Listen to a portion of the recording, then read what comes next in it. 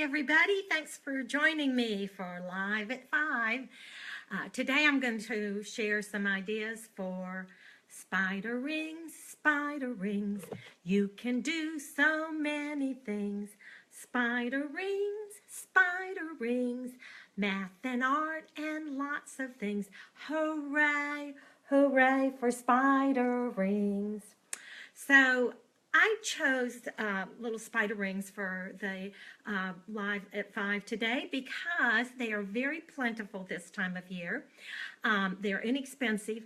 I know many of you work in schools that do not celebrate holidays, and that's what's nice about like spiders and little bags of bat rings and things like that, is that they don't have to tie into a holiday.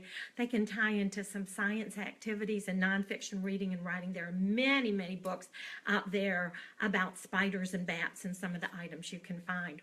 So when you go and you get a little bag of spiders or bats or other little things at the store, a good way to introduce these things to your class is to put them in a bag and say, I brought something for you. When they receive a gift, there's ownership there, like it belongs to me.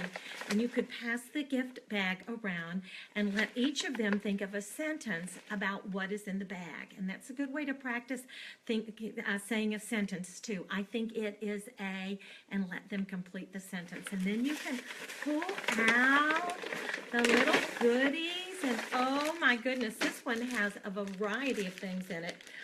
I would probably take out the skeletons, but most of the other things are going to be okay, scorpions and spiders and things like that. Those are real things. And you could just put them out. And one thing I found with children is before you start doing a learning activity, you need to just let them mess with it. Just let them piddle with it and let them mess with it and just put it out for free exploration. And then these are really good for sorting activities. Let the children sort them. Can you sort them another way? What was your sorting rule? Some of the other math activities that you can do with the little spider rings, if you make some webs, you could let them make a set of that number on the web. And with your older children, you could let them think of the different combinations that they could make. So if you had like black bats and orange spiders, you could let them come up with different combinations that equal 6 and write them down. So these would be good center activities.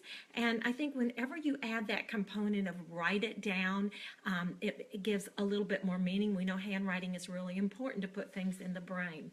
You could also just use some blank spider webs, and then with your addition or subtraction facts, you could let the children choose the different facts and make the sets on the spider web. Again, you could let them write the equation and the answer. This is a good activity for estimation. So you've got your little bags. And I want to mention, with a lot of these activities, what you're going to want to do is just snip off the little ring part, because they work much better if you've just got the little, flat item to deal with. But you get your bags, and I would say probably 4 or 5 for the younger children, and you letter them A, B, C, D. And then you have an answer sheet. This is a great thing for estimation, and it says how many, guess, and check. So they would take like bag A, and they would estimate how many, guess how many, and then they would dump them out and count them, and then they could put their check, the correct answer here. And for the older children, you could encourage them to use the equation signs, equals or greater than or less than. And so many of these things you can use with young children, but just add more items for older children.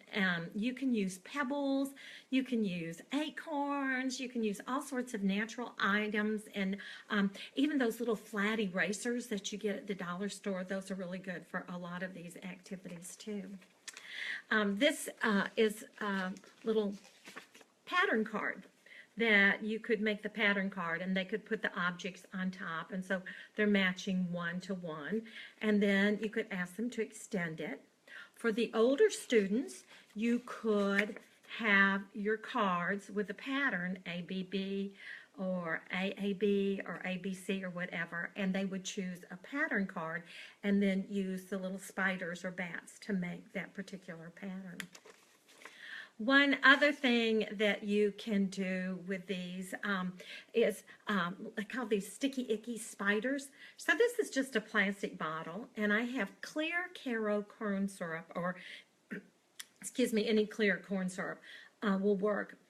And I added a little bit of red food coloring and a little bit of yellow food coloring, and then you put your spiders or bats or other objects in here, and they can roll it around, and the spiders just kind of drip. Is very entertaining.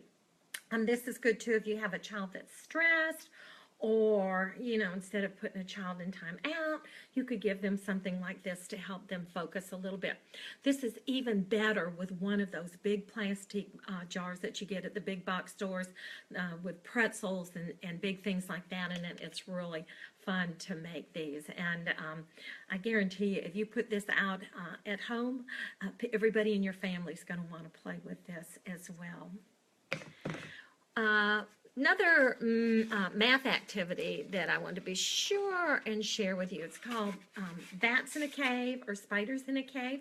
So this is just a little styrofoam bowl, and I cut a cave entrance out of it, and you put it on the table, and then you would take your little objects, and I'll just take a few to show you how to do this. So I'm going to take 3 little bats, and we're going to put them out here, and then the children can count. How many bats do you see? Okay, everybody, hide your eyes, no peeping. I'm going to put some bats in the cave. All right, open your eyes. How many bats are out of the cave?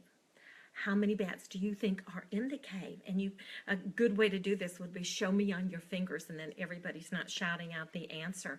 And if a child says 2, I always like to ask, how did you know that? Whenever you ask, how did you know that? The child who knows the answer, it encourages them to think out loud. And when they think out loud, that helps their classmates scaffold to a higher level. So if they say, well, I know there's 2 in there because there's only 1 out there, and so it has to be 2. And then you open it up and you can show them the 2 spiders in the cave. So this can go on and on for a long time. And again, you can use many, many more spiders or bats for the age level that you might work with. Fun thing to do with the spiders or the bats is to tie a string on them, and so they've got like a little puppet. The itsy bitsy spider went up the water spout. Down came the rain and washed the spider out. Out came the sun and dried up all the rain, and the itsy bitsy spider went up the spout again. And then I can use these for positional words.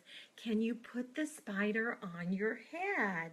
Can you put your spider on your shoulder? Can you put your spider behind your back? So all of those positional words, you could let the children demonstrate, and everybody's busy, everybody's active doing this. You could also put the spider someplace and like, who can tell me where the spider is? Where's the spider? He's on my nose. So this is a fun thing to do. I also wanted to share a few new verses with you for the itsy bitsy spider. Sometimes we like to do the big fat spider. Show me your big fat spider. The big fat spider went up the water spout. And then sometimes we like to do the teensy weensy spider. The teensy weensy spider went up the water spout. And children love to dramatize, and they love to use different voices. And, you know, sometimes they might want to come up with their own spider versions and do those things. I see all these little things going across my screen, so thank you for joining me. I'm glad you're here today. Just a few more ideas with spiders. This one is a real simple way to do weaving with young children. You just take a paper plate and cut little slits in it, or let the children cut slits in it, and then give them string or yarn, and they just weave it through the little slits, and they create their own little spider web. And this would be better with some colored yarn, wouldn't it? I didn't have any, but I mean, how often do children actually get to weave nowadays? So that is a great weaving activity. Well, I think that's about it for spider rings today. But you, again, use these activities, adapt them to the age level that you work with. You just vary the number. Adapt them to different seasons or to different units of study that you might be doing. And remember, spider rings, you can do so many things. Spider rings, math and art and lots of things. Hooray, hooray for spider rings. Thanks for joining me, and thanks for all your well wishes as we went through Hurricane Matthew. I do have a knock-knock joke for you. I'll end with this. I was walking downtown, and they had written this on some plywood they had stuck on one of their windows. Knock, knock. Who's there? Hurricane. Hurricane who? Hurry! Can you outrun Matthew? And we all tried to outrun Matthew, and we are all grateful that we've just got debris and things like that in our yard. So thank you for your thoughts and encouragement, and take care, and God bless, and I'll see you next week. Bye now.